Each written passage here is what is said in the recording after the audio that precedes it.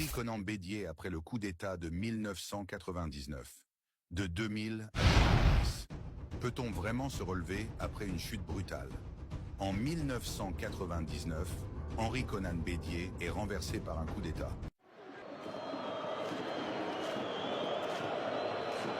The previous regime was a dictatorship.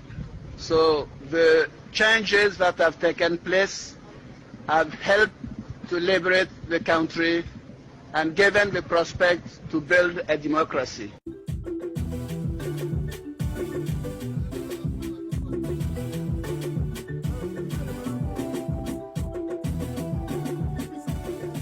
Vous savez, le président Fabre nous a enseigné la paix. Nous avons toujours vécu dans la paix.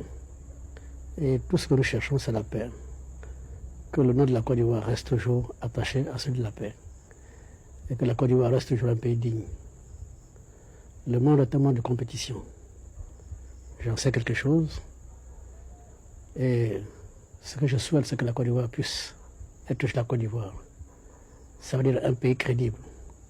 Un pays avec lequel on compte. C'est mon sentiment. Merci bien. En 1999, Henri Konan Bédié est renversé par un coup d'État. Mais ce n'est pas la fin de son histoire. C'est le début d'une lutte acharnée pour retrouver sa place dans une Côte d'Ivoire en pleine transformation. Le 24 décembre 1999, un coup d'État militaire renverse Henri Konan Bédié, mettant fin brutalement à son mandat présidentiel. Contraint à l'exil, c'est une nouvelle page de sa vie qui s'ouvre, marquée par des tentatives de retour en politique et par sa lutte pour retrouver son influence sur la scène ivoirienne. Partie 1. L'exil et les débuts d'une opposition politique. Après avoir été renversé, Henri Konan Bédié trouve refuge en France. De 2000 à 2005, il s'installe à Paris et reste éloigné physiquement de la Côte d'Ivoire. Pourtant, depuis l'étranger, il continue de se positionner comme un acteur majeur de la politique ivoirienne. À travers des interviews et des alliances, il tente de préserver son parti, le PDCI-RDA. Malgré son absence, Bédié garde un contrôle serré sur le PDCI, affirmant être le seul héritier légitime de Houphouët-Boigny. Mais cette période est marquée par une perte de pouvoir pour le parti, face à la montée d'Alassane Ouattara et à la crise politique ivoirienne. Partie 2. Le retour en Côte d'Ivoire. En 2005, Henri Konan Bédié rentre en Côte d'Ivoire après plusieurs années d'exil. Son retour est perçu comme un signal fort.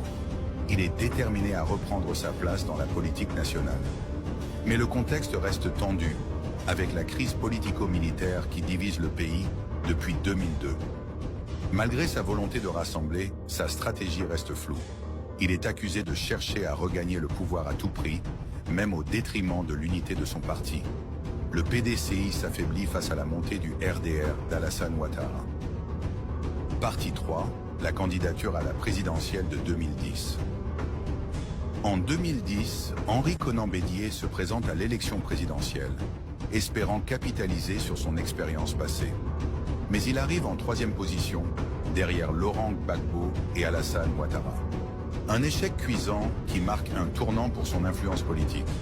Contrairement aux attentes, Bédié choisit de soutenir Alassane Ouattara au second tour, scellant une alliance historique entre le PDCI et le RDR, mais au prix d'une perte d'autonomie pour son parti.